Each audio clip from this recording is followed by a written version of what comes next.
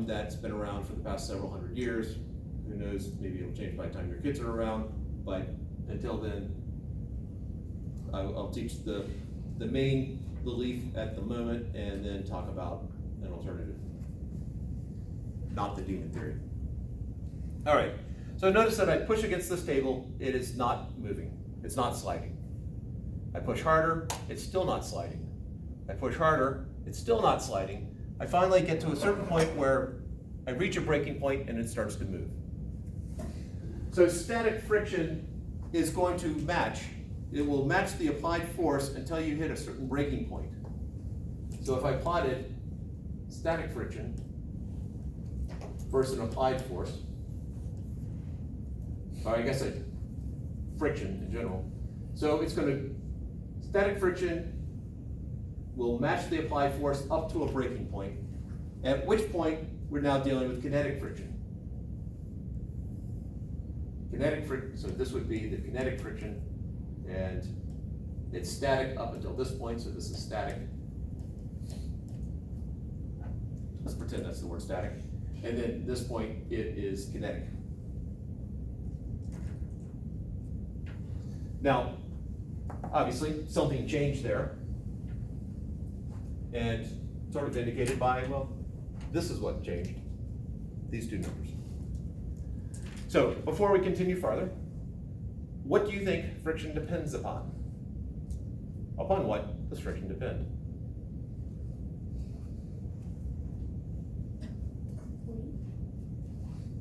Okay, so,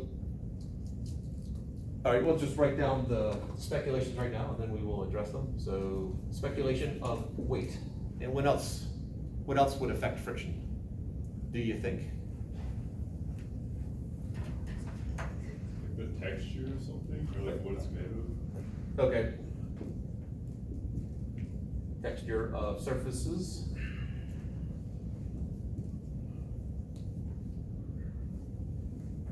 Anything else?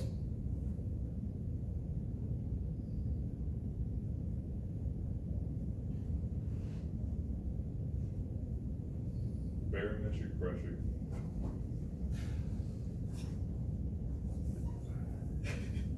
That would be a difficult one to test in here, but.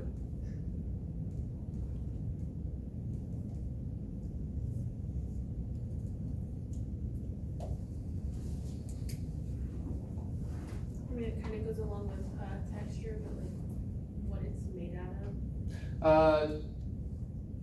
Yeah, what do I lump? Texture and material, yeah.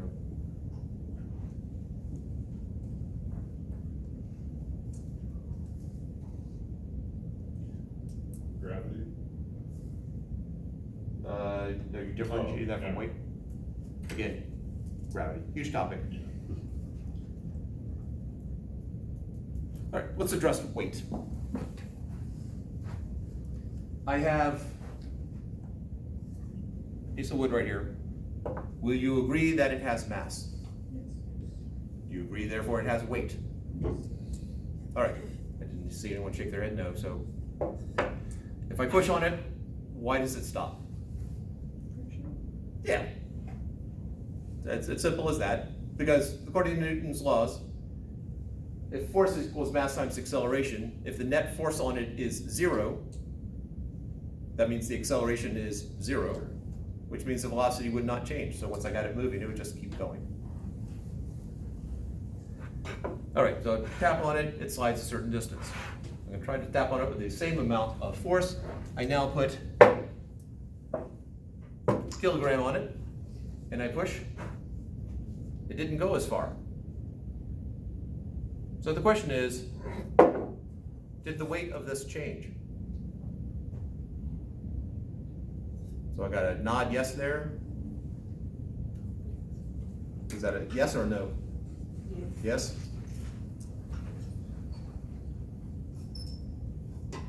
Would it be the weight that changed, but the forces acting down on it changed? Or is that the same as weight? No, it's not the same. What did actually change? So if you're standing on a scale and the scale reads 100 pounds. Suddenly someone jumps on your back. Do you weigh more? So if I put these on here, why would the weight of this change? So weight is not the key there. It's not the weight that causes the friction. But what did change? Brewer was sort of onto it. The wording was a little bit off, or I misread it, but Forces? what force changed? Downward force? It's ultimately the normal force. Normal force. The downward force on the table increased. Therefore, the amount of force the table is pushing up had to increase. It's the normal force that affects it, not the weight specifically. So not weight, but normal force. Texture of surfaces, I think clearly if I did this on the rug, it was not going to go as far. And then barometric pressure, the reason I kept that up there is that would affect the normal force. So in that sense, that's the friction. Now textures of surfaces, it's a combination of both surfaces, and that's what these are. These are material combination specific. If you look up a table of coefficients of friction, it is going to give you pairs of surfaces. This was the formula that was found in the late 1700s, and we are still using it today. Is it the right one? Well, maybe, maybe not. There is another theory that says the coefficients of friction, the experiments have a lot of error bars. The experiments are not so precise that there really is only one coefficient of friction. So if that is the case, if the friction force versus the applied force, it's going to match it just like before. It'll hit a breaking point and then it'll level off. And so this would be sort of the kinetic friction compared to the one I had before, where that's the kinetic friction. Now these are two clearly different graphs here, and it seems like this should be easily tested. The trouble is, this works. And this has been around for a couple hundred years. Engineers, incredibly practical people, they have something that works. Really, do you need to do that? Do you need to refigure it? And physicists, for the most part, don't deal with friction explicitly. So, on my dissertation, friction would not apply because I was dealing with subatomic particles that were crashing into other subatomic particles. There's no rubbing of the surfaces, and crashes and creates new ones. I tried to find anyone who had done research into this, and I found a senior thesis, and the error bars were so huge, really could not differentiate between the two. There is a group at NC State who work in the, it is tribology. They do tribology from the Greek tribo, which means rubbing or something like that, that are trying to come up with a more fundamental formula. I heard that lecture about 10 years ago. It would definitely not have made it to the textbooks by now, but I don't know if they've come up with something better. So there are definitely some components of this. Textbooks usually are this. Some textbooks do this, but they'll have a page talking about that. But this is where we're going to hang out here. So the two formulas for static friction, static and static friction will match. It is going to be less than or equal to this coefficient of static friction times the normal force. So that would be this point right here. This would be mu s times the normal force. Okay, what is that before y? Sorry? What is that before y? That equation. That's a mu. That number right, that letter right there, Yeah, it's you. it's the Greek letter mu, it's like a U with a stem up front.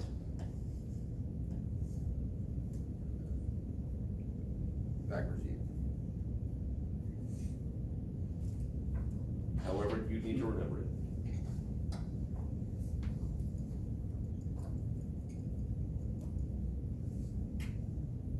If you take 152, eventually you'll run across one of my videos of do not confuse these mu's, because in essence, if you look at capital and lowercase letters, Greek and I guess Roman alphabets, we got 100 characters. And we've run out, so we have to reuse some stuff. U gets reused a lot. Kinetic friction equals mu sub k times y.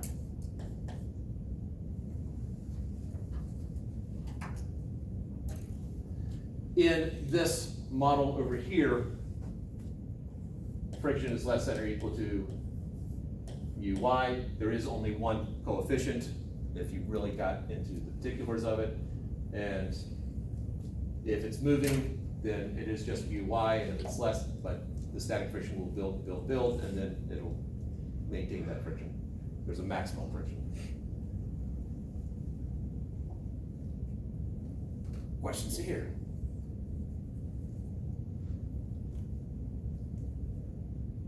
What do you mean there's a maximum friction? That whatever this is, that for a given situation, given a normal force, assuming the normal force doesn't change, there is, I push and push and push, I'm gonna hit that breaking point, and that breaking, whatever that friction is in this model, whatever that friction is, that's the maximum friction.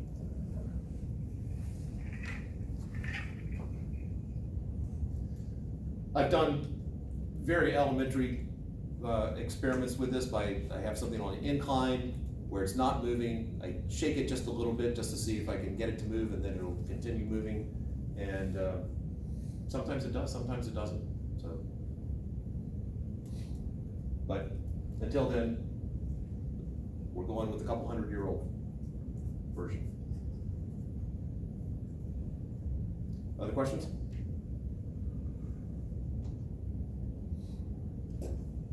All right, let's get back to solving the Boxholm ramp. So we had mg sine theta minus the friction. So first off,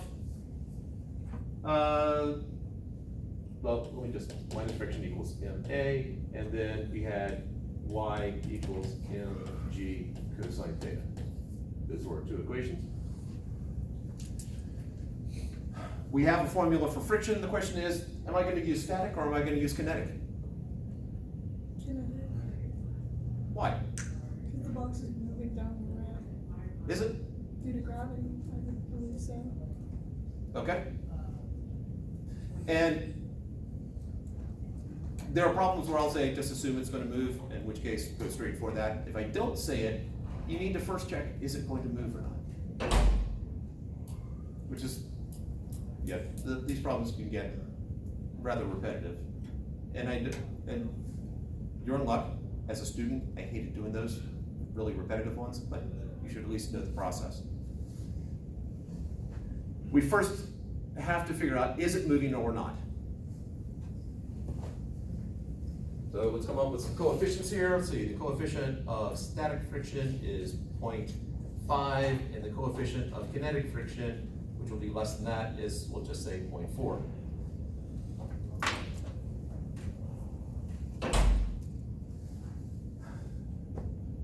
So I'm going to assume maximum static. So step one, assume maximum static. So I get mg sine theta, I lost my theta there, minus mu s times the normal force equals ma. I know what my normal force is equal to from the second equation. I'm going to plug that in, so I get mg sine theta minus mu s mg cosine theta equals ma. So there's my normal force right there. I got mass in every term, so I can cancel it out, or if you want, you can stick it in. If I give you a problem and I don't tell you the mass, and you end up with something like this, if I don't tell you the mass, either I made a mistake or the mass really doesn't matter. If the mass doesn't matter and I don't give it to you, you can ask me, or you can just make up a number that's not 0. But mass cancels out.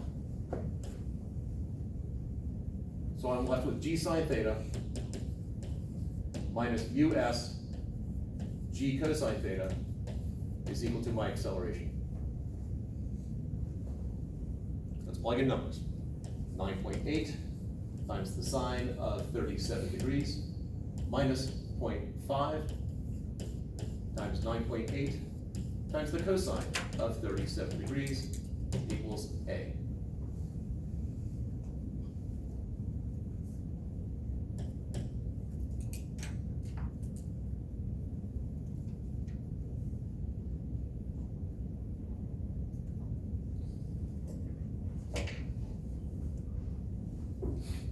And you can get somewhere around 20, I think. No, somewhere around 2.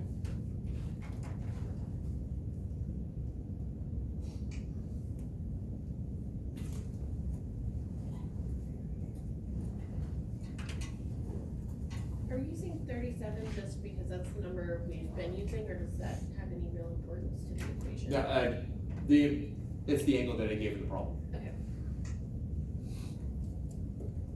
1.98. Say it again? 1.98. 1.98. All right, so 1.98.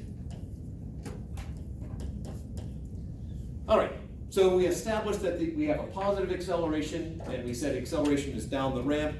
It makes sense that it would be hopefully it makes sense that because it's a positive number, that means it's going to accelerate, it's going to move. Therefore, we've overcome the static friction, and we have to do the problem now with kinetic.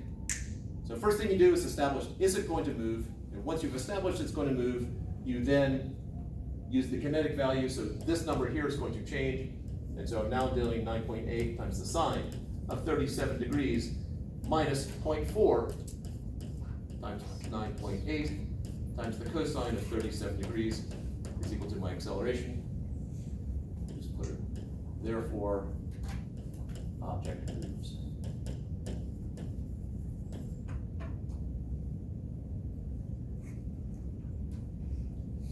And we better end up with a number, we should end up with a number bigger than 1.98. 2.77. 2.77?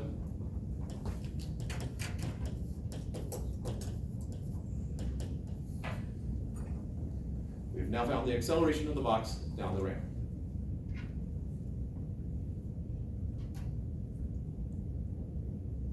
When there was no friction, we ended up with 5.88. Is it 5.88 meters per second squared? Yes. With friction, we get a smaller number, then that makes sense. Our acceleration with kinetic friction, since kinetic friction is less than static, the acceleration with kinetic friction is less than using the maximum static. Sorry, greater than using the maximum static. So all that seems to make some sense. And our acceleration down the ramp is less than the acceleration due to gravity. If I got something sliding at an angle, it better not have a greater acceleration than if it just drops. Unless there's some force behind it.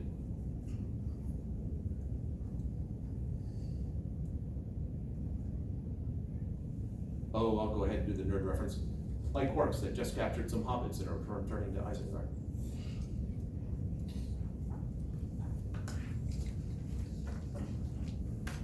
Tolkien fans anywhere? We got. Yeah. Wow, I expected more. I just haven't read them. Say it again? I just haven't read it. I didn't know. I will let you know. Physics is the place where you can let your nerd flag fly. It's perfectly okay in here. It's also perfectly acceptable to badmouth any of the Star Trek films that J.J. Abrams had a part of.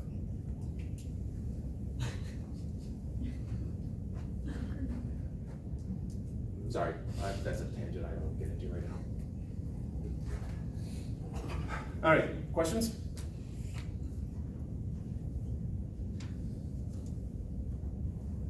All right, what's next? Well, another problem, perhaps one more complicated.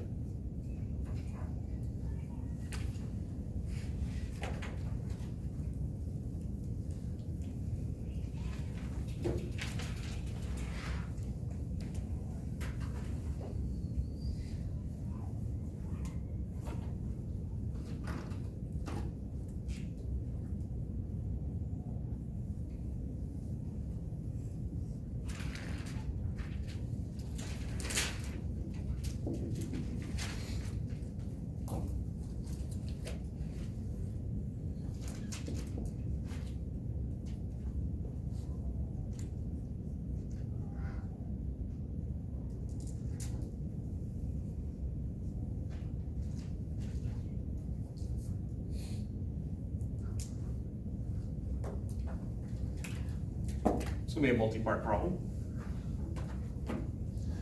All right, so first off, I'm gonna tell you that these boxes are in equilibrium. Static equilibrium, more specifically.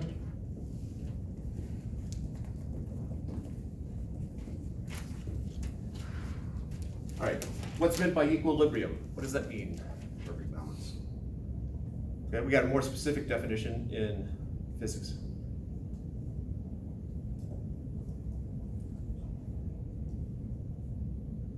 Then let's sort of go off of what Robert said. What's balanced? The pull on both sides is the same. Okay, the forces are balanced. So the total force, so if something is in equilibrium, the total force is 0.